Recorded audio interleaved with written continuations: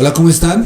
Les damos la bienvenida a otro episodio más del podcast Ser licitador nunca fue tan fácil, el primer podcast de contratación pública en Colombia. El día de hoy estamos con Miguel Camacho, director de licitadores.co. Miguel, ¿cómo estás? Hola Fabián, un gusto saludarte en un nuevo episodio de este podcast. Muy bien, gracias por preguntar. Contento porque hemos visto una constante de dudas, ¿sí?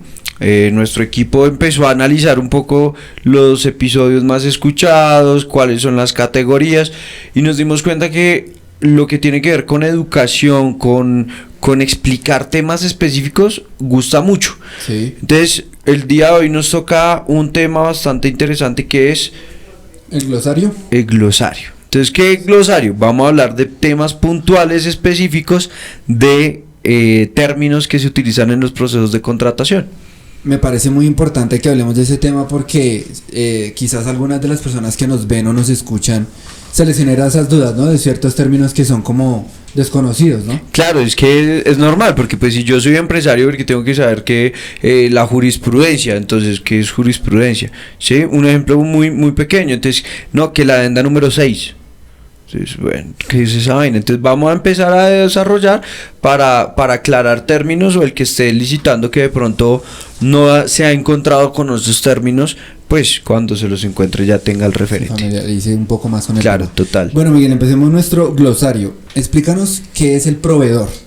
Proveedor básicamente es el que le vende al Estado, ¿sí? Ya sea un servicio o un producto. Entonces, básicamente la figura del proveedor es el contratista, por decirlo de alguna manera, ¿sí? Pero la figura es muy específica. El proveedor es el que le provee servicios o productos al Estado. Ok, o sea que yo me puedo llamar como proveedor si mi empresa presta algún servicio a alguien que me necesite. Es el proveedor, o sea, la naturaleza de la palabra es el que provee, ¿sí? Sí. Entonces, en ese sentido, el hecho de que sea el contratista, el proveedor, ¿sí? Es el que entrega el producto o el servicio. Es muy sencilla la definición. ¿Qué es el contratista? El contratista es el que ejecuta el contrato, es decir, cuando estamos en un proceso de contratación encontramos los interesados, ¿sí? Que Sí. pues son cualquiera que se encuentre interesado, excepto de que haya una manifestación de interés. O sea, hay algunos procesos de contratación que dicen, si tú quieres participar tienes que hacer una manifestación de interés. Allí ya se formaliza como tal el interés en el proceso. Pero yo puedo simplemente llamar y decir, oye Fabián, salió X proceso, me interesa el proceso, soy interesado. Sí. Formalmente, si le tengo que dar manifestación de interés, en ese punto soy un interesado, ¿sí? ¿Qué pasa después? El que presenta las ofertas es el oferente. Tú y yo nos presentamos para un proceso de contratación. Tú presentas tu oferta y yo presento mi oferta. En ese momento ambos tenemos la condición de oferentes. Okay. Y cuando tú te ganas el proceso de contratación, se te adjudica, pasas a ser el contratista, porque eres el oferente seleccionado, que ahora es el contratista y es quien desarrolla la ejecución o provee el producto. Miguel, ¿tú nos puedes explicar un poco en qué consiste un contrato? O sea, de pronto hay gente que va a hacer un contrato, pero ¿qué debe contener? ¿Sí? Ok, listo. Digamos que voy a sacar la parte privada. Sí. Como un spoiler, yo no creo que esta pregunta no fue planeada con producción. No. El próximo episodio vamos a tener un experto en contratación privada, un spoiler ahí, que vamos a hablar también de los procesos entre comillas públicos, es decir, son abiertos para que se puedan presentar varios, pero son con entidades privadas o empresas privadas. Pero entonces, sacando eso de lado, el contrato básicamente está compuesto por los estudios pliegos, los estudios previos, el pliego de condiciones, término de referencia o como lo haya denominado la entidad, y el documento de formalización. Entonces, que el contrato per se básicamente es simplemente mínima cantidad. A ti te mandan una carta diciéndote, señor Fabián Beltrán, asunto aceptación del contrato. Y con base en eso, pues en atención a la propuesta que tú te presentaste, aceptaste, con ese documento, toda la información precontractual haría parte del contrato como tal. ¿Eso es lo mismo cuando hablamos de documentos del proceso? Documentos del proceso. Entonces, documentos del proceso es todo lo que se publica, Okay. ¿sí? Entonces tenemos los estudios previos, el anexo técnico, el estudio de mercado, los formatos anticorrupción, anticolusión, consulta de datos personales, oferta económica. Todos esos son los datos o los documentos del proceso, ¿sí? Que cuando se formaliza el contrato, es decir, cuando tenemos un contratista seleccionado, pasan a ser documentos del contrato, ¿sí? Es como, a lo último, el contrato sería como... El resultado del proceso de contratación, ¿sí? Entonces, un proceso de contratación tiene dos opciones, ¿sí? Bueno, tres. La primera, que se ha seleccionado un contratista. El segundo es que se ha declarado desierto. Y el tercero es que se ha terminado anormalmente, ¿sí? Entonces, ¿por qué se puede terminar anormalmente un proceso de contratación? La entidad sale, publica el proceso, en la etapa de observación y se da cuenta que cometió un error, Sí. ¿sí? Y dice, no, esto no lo puedo arreglar ni por adenda porque es que esto lo vimos hace ya un par de meses. Iban a hacer unos estudios de profundidad en un lago, ¿sí? Y tomaron como metros lineales, o sea, como si todo el fondo del lago tuviera la misma profundidad. Okay. Entonces, cuando el contratista, o mejor los oferentes, entre ellos nuestro cliente, hizo la observación de decir, oiga, usted está tomando como si todo el lago tuviera la misma profundidad para hacer del desarrollo. ¿Cuál es? O sea, ¿usted ya tiene certeza de que el lago es perfectamente profundo a la misma medida? Sí. Entonces, evidentemente, como habían el tipo de alteraciones y no se tenía la información clara, se requería realizar una actualización al estudio previo, por lo cual se tuvo que cancelar el proceso de contratación. Entonces, digamos que esas son las tres posibles etapas, pero cuando ya hablamos de documentos del contrato, estamos hablando de que pasó el primer escenario, se adjudicó el contrato, sí, y toda la información precontractual hace parte. De hecho, hay un punto importantísimo que hace un tiempo asesorando a un cliente me pareció bastante interesante, y es que los documentos del contrato también son las respuestas a las observaciones.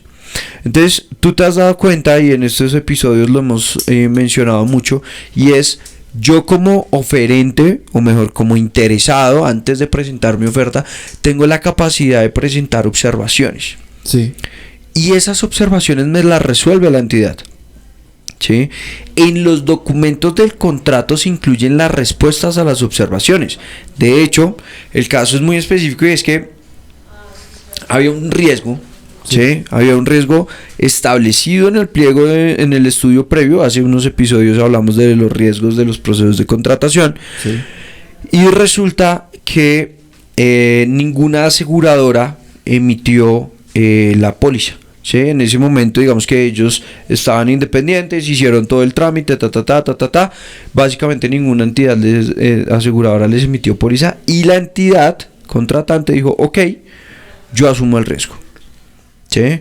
Años después de la contratación, del inicio de ese contrato, le dicen al contratista, se materializó este riesgo que estaba previsto y es su culpa, entonces usted me responde, y le compulsó copia a la aseguradora por cumplimiento.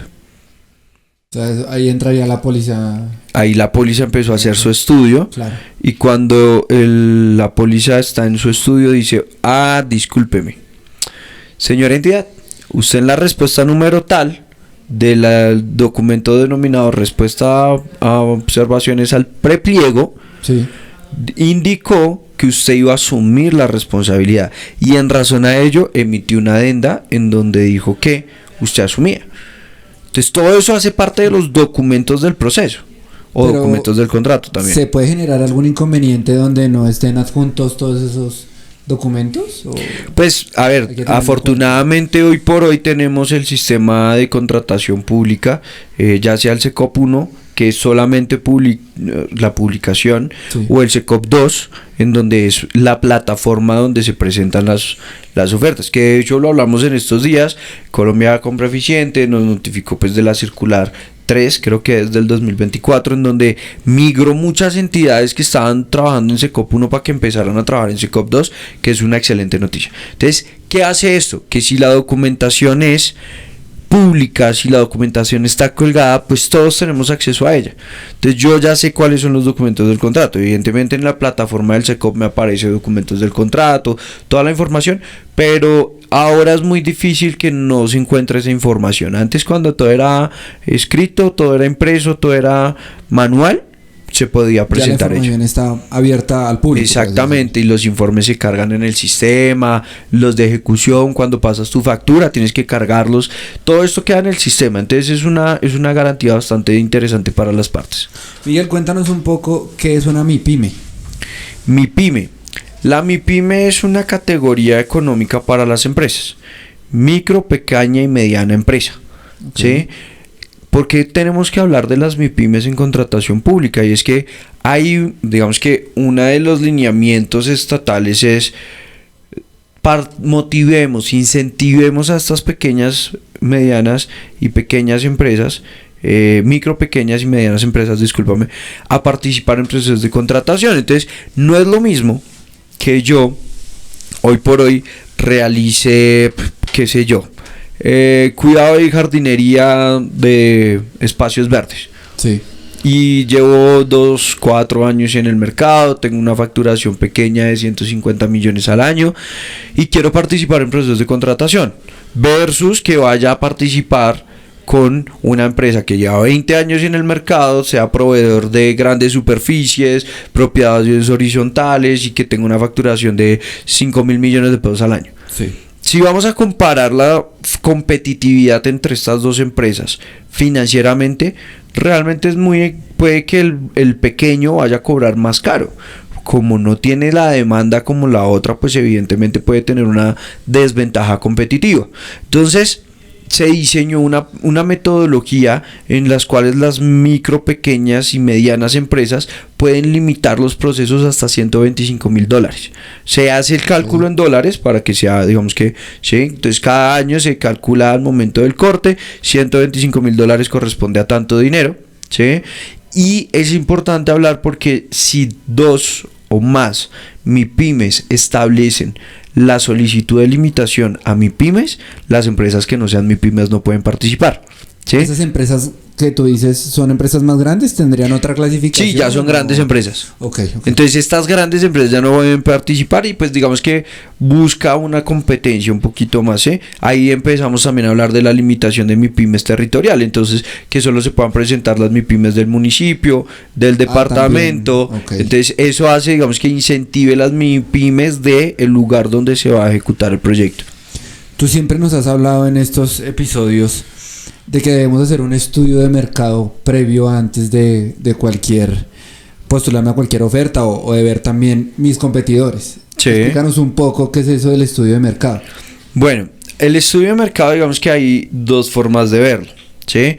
De mi parte como contratista, como interesado, como oferente, es estudiar realmente en dónde están las entidades que yo puedo aplicar. De pronto, con lo que hablamos en uno de los episodios anteriores del plan anual de adquisiciones, empezar a determinar dónde van a contratar lo que yo hago y todo este tipo de cosas. Sí. Pero en procesos de contratación, cuando hablamos de estudio de mercado, es la fuente de la información que la entidad tiene para tomar determinada decisión, por ejemplo, del precio de lo que va a contratar. Entonces vamos a contratar un desarrollo de, qué sé yo, el evento de cometas, el evento de niños, algo sencillo, ¿sí? Entonces la entidad coge y oficia a las empresas que se dediquen de operadores logísticos, de desarrolladores de eventos, y dice, yo voy a desarrollar un evento para 1,000 personas que tiene que tener tarima, sonido, luces, 3 artistas invitados, show de pirotecnia y qué sé yo, regalos a los concursantes de X concurso. Okay. Listo. Entonces la empresa dice, ok, le vale 100 millones, la otra le dice, ok, le vale 120 y la otra le dice, le vale 110. Sí. Entonces ese es el estudio de mercado que desarrolla la entidad. Entonces ellos, bueno, entonces 100 más 120 más 110 y sacan la media aritmética y dice, listo, yo lo máximo que voy a pagar son 120 millones. ¿Ese estudio de mercado también lo puedo hacer yo como empresa? No, ese estudio de mercado lo desarrollan las entidades para fundamentar su proceso de contratación, ¿sí? El que tú me dices como empresa es el primero que te dije y es, pues yo voy a mirar los demás competidores, cuánto están presentando, ¿sí? Su oferta. Que también es válido hacer. Obvio, y de hecho eso es fundamental, porque si tú te vas mañana a llegar a presentar un proceso de contratación, estás súper posicionado en el mercado público. De hecho, uno de nuestros invitados hace un tiempo nos lo dijo, nosotros cobrábamos en el sector público carísimo, y llegamos acá y nos dimos cuenta que es que en el sector público es diferente el precio. Claro. Entonces tienes que hacer el estudio de mercado para saber cómo vas a hacerlo. Entonces el estudio de mercado, recapitulando, como oferente, como interesado, tienes que saber quién es tu competencia, dónde están participando, cuántos contratos tienen de adjudicaciones, cuántos contratos no perdieron, cuántos procesos perdieron. Y si eres entidad, no te quedes con 3 cotizaciones nomás, que es suficiente. Pues no te puedo decir que a ti 3 empresas que tú seleccionaste aleatoriamente te digan que el valor del mercado es ese, ¿no?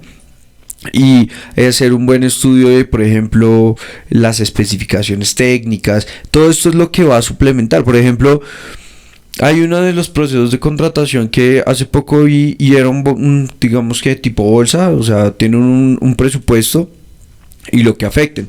Entonces decían cuánto cobra usted era de catering, por desayuno, onces, almuerzo, medias, nueves y cena. Sí. Pero le ponía ítem 1.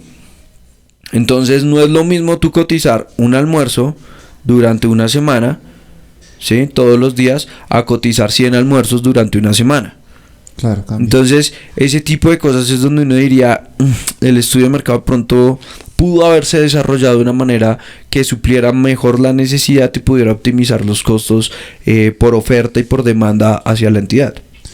Sabemos que en estos procesos de contratación hay como diferentes etapas, ¿verdad? Sí. ¿Nos puedes contar cuáles son esas etapas de la contratación? Digamos que hay etapas por modalidades. Las modalidades de contratación estatal dependen del presupuesto, de lo que se va a adquirir y otras variables, pero podemos hablar de una generalidad, ¿sí? La generalidad es la publicación del proceso de contratación, ¿sí? La presentación de observaciones. Hay unos que ahí ya resuelven la entidad y ya se presenta oferta. Hay otros que es publicar prepliegos, se presentan observaciones, se resuelven las observaciones y se publica el pliego definitivo. A ese pliego se le presentan observaciones, se resuelven las observaciones y se presentan ofertas. Por ahí también en otros hay manifestación de interés, que es antes de la presentación de ofertas. O sea, tiene hasta tal fecha para presentar manifestación de interés. Listo. Los que hayan manifestado interés se va a determinar. Si son más de tanto, se va a seleccionar aleatoriamente. ¿Sí? Todos esos procesos, las etapas ¿pueden variar? Claro, lo que pues te digo. ¿El orden me refiero? El orden, pues digamos que el estructurado, la general es publicar, observar, presentar ofertas, informe de calificación, respuestas al informe de calificación, informe de selección y ya quedó la adjudicación. Grosso modo puedes decir que ese es el proceso de contratación. Ya está lo que te digo de los prepliegos, ya está lo que te digo de la manifestación, ya hay audiencias. De pronto cuando se presentan las observaciones no solo sale un informe sino hay audiencias, o por ejemplo en la subasta inversa, entonces presentas la propuesta, te dicen si estás habilitado, faltando un día o en el mismo día en que se va a desarrollar la subasta inversa por el SECOP, te dicen cuál fue la oferta más barata o la base para la puja. Entonces digamos que generalidad, publicación, observaciones, presentación, informe de calificación, observaciones, informe de selección. Pero cada modalidad puede tener algunas variaciones para tener en cuenta en el momento de participar en esos procesos. Quizás algunas pueden ser unas etapas menos que otras, ¿no? Sí, mínima cuantía es la más sencilla. Y los tiempos sale el proceso el lunes, el martes se presentan observaciones, el miércoles se resuelve y el jueves se presenta oferta. Normalmente, pero hay otros que salen el lunes en la mañana, se presentan observaciones hasta el martes en la mañana, se resuelven en la tarde y el miércoles en la mañana se presenta. Son procesos como pequeños que se necesitan con urgencia y se trata de hacer el proceso lo más rápido posible. ¿Cómo se selecciona el oferente? Por mero precio. Más económico, que no tenga riesgo de precio artificialmente bajo, será el seleccionado. Ya que nos estás hablando de precios, este tema de la solicitud de la cotización, eso lo hace la entidad, ¿verdad? Sí, entonces un estudio de mercado sencillo, por ponerle un término, sería mandar, recibir 3, 4 cotizaciones y hacerlo. Hay una situación, y es que las entidades hacen solicitud de cotización por el mismo SECOP. Entonces sale un proceso, mini proceso, en donde te dice, venga, voy a contratar esto, estas son las necesidades técnicas, ¿cuánto me cobra? Y esa es la información, el suministro, esa solicitud de información al proveedor, por lo general desde los precios y de las características, es lo que es el primer paso para desarrollar el estudio de mercado. ¿Sí? Ya con el estudio de mercado, o sea, tú haces una solicitud de precios, recibes las respuestas, y con base en esas personas que se presentaron, ya tú puedes decir, vamos a analizar su capacidad, de estas que se presentaron, su capacidad financiera, para determinar los indicadores financieros que el mercado tiene. Entonces la solicitud de precios o la solicitud de información al proveedor es la primera etapa del estudio de mercado. Después del estudio de mercado, analizas la información recopilada, y con base en esos y las demás empresas del sector, haces un análisis de fondo de la necesidad de la entidad, cómo la vas a resolver, precios del mercado y situación financiera del mercado, entre otros, que pueden llegar a componer todo lo que es el estudio de mercado, que a su vez es la base para el estudio previo. Me imagino que esa solicitud de cotización tendrá algún plazo. ¿Lo pondrá la entidad? La entidad dice, recibo cotizaciones hasta el viernes a las 5 de la tarde. Entonces, si lo envías después, puede que la tomen en cuenta, pero es extemporánea. ¿Sí? Entonces, pues, igual, acá en los términos de procesos públicos es, te dicen que hasta las 3, pues no lo envíes a las 3 y 5 porque no va a funcionar. Si es una oferta, quedas rechazado. Si son observaciones, la entidad te va a decir, no las presento a tiempo, no las resuelvo. O, si es una entidad, digamos que se preocupa más por el fondo y no por la forma, va a decir respuestas presentadas extemporáneas y las resuelve. Pero ¿por qué presentas las cosas por fuera? Lo hemos hablado acá. Prever lo previsible. Miguel, cuéntanos un poco del clasificador de bienes y servicios. ¿Qué es eso? Estos son los códigos UNSPSC. ¿Sí? Estos códigos UNSPSC son, digamos que el terror de los que licitan, pero grosso modo, y para no extenderme tanto, son los códigos que acogió Colombia. Son unos códigos internacionales que cada actividad económica son asignados y se utilizan para poder determinar la experiencia y el sector en donde se mueve la empresa. Entonces, tú en un proceso de contratación que pide registro único de proponentes, te va a decir que acredite 2 experiencias con los códigos tal, y que el objeto se relacione con esto. Entonces, básicamente es una forma como de clasificar la experiencia que se implementó en Colombia hace varios años ya, y se utiliza principalmente en el RUP y en los procesos que los exigen para determinar el contratista idóneo y que se haya desarrollado las actividades.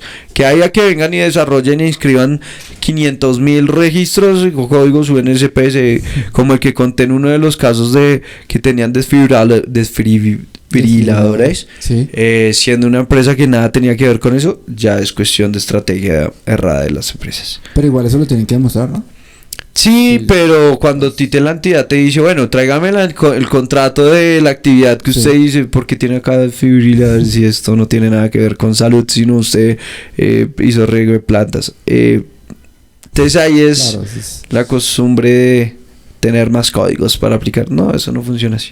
¿Algún otro término que creas que podemos usar en este glosario? Sí, transparencia. Transparencia, principio de la contratación pública. Las cosas deben funcionar como son. ¿Sí? El concepto de las personas, y esto nos lo enfrentamos todo el tiempo. Ay, que el CBY, ay, que es que yo no tengo amigos, ay, es que no. Y la gente se queda ahí porque su mentalidad le da para decir eso. ¿Sí? Y la transparencia en contratación pública es que cuando tú te enfrentas a un proceso donde te dicen que la TRM va a definir la metodología de cómo se va a seleccionar al contratista o al oferente, mejor, tú te das cuenta que realmente es un aspecto muy difícil de erradicar de nuestra cultura, pero esas personas que se quedan en eso no conocen y no se sientan a conocer y a entender cómo funciona un proceso de contratación. Transparencia, qué importante eso que nos dices. Sí, claro, realmente es algo importante y no estoy diciendo es que tú no licitas porque tú no tienes la disciplina, porque tú no le estoy dando palo a nadie. Yo no vengo acá a decir es que tú no eres proveedor del Estado porque es que tú no tienes tú lo delegas, no. Simplemente eduquémonos, que es como lo hablamos hace episodios, transmitir información, este podcast. Un pequeño glosario, nos faltan como 77.500 términos por... Eso te iba a decir, sé que hay muchos términos. O sea, tocará sacar el glosario 2. Número 2, sí, porque sé que en este mundo de las licitaciones hay muchos términos desconocidos, ¿no? Sí, claro, pues digamos que desconocidos para los que no están en la práctica, claro. Y bueno, la idea es poder acompañarlos y ayudar a aclarar esa información. Para aclararnos con Total. Ciertos términos. Miguel, gracias. No sé si quieras decir algo más. No, lo de siempre. Si quieren dejarnos una calificación que sea de 5 estrellas, si nos hace falta algo adicional para poderlas obtener, escríbanos, llámenos, mándenos un correo, no me gusta, creo que pueden implementar esto o lo otro, y estamos abiertos a poder mejorar día a día para poder obtener esas 5 estrellas, que lo que hacen es que podamos llegar a más personas. Hace poco logramos solo 1000 reproducciones en Spotify, un hito para nosotros, pero llevamos muchas más reproducciones porque sumadas las demás plataformas, pero Spotify nos contabiliza solo las de ellos, y bueno, es un orgullo saber que al menos 1000 personas, o mejor, 1000 veces han sido reproducidos nuestros episodios en un solo aplicativo que es Spotify. Entonces pues seguiremos trabajando y seguiremos desarrollando este espacio innovador que no existía en el mercado y que creo que abre un poco la puerta a esto de pensar que para ser contratista del Estado hay que tener un amigo en una entidad. Sí, igual esto que estamos haciendo es para la gente también, ¿no? Finalmente, sí, claro. Lo que tú siempre nos has dicho, y creo que eso es lo más importante. Total. Bueno, y a todos pues animarlos y decirles que nos sigan en las redes sociales, lo que nos decía Miguel, los comentarios, las calificaciones, y que nos sigan pues para los nuevos episodios que vamos a seguir teniendo. De pronto vamos a tener nuevos invitados también, porque también les debemos ser preguntados. El de la empresa. No, es que hay muchos temas. Pero ya les cumplimos con el del psicólogo, que fue un episodio buenísimo. Si no lo han escuchado, invitadísimos a que lo reproduzcan en la cola de reproducción de los episodios. Muy bueno, da unos tipsillos interesantes para participar en contratación pública. Sí, entonces los que no han escuchado ese episodio, los invitamos a que lo escuchen, como dice Miguel, y bueno, agradecerles por la sintonía, por escucharnos, por vernos, y invitarlos a que las personas de pronto que si ustedes tienen conocidos de pronto que les guste este tema, pues que los animen, que los compártale el link. Bueno, que estén pendientes de los nuevos episodios del podcast. Miguel, gracias nuevamente y esperamos tenerte pronto con nosotros. No, con todo gusto, Fabián, a ti por estar acá y estar siempre acompañándonos. Bueno, Miguel, gracias. Que estés muy bien. Chao.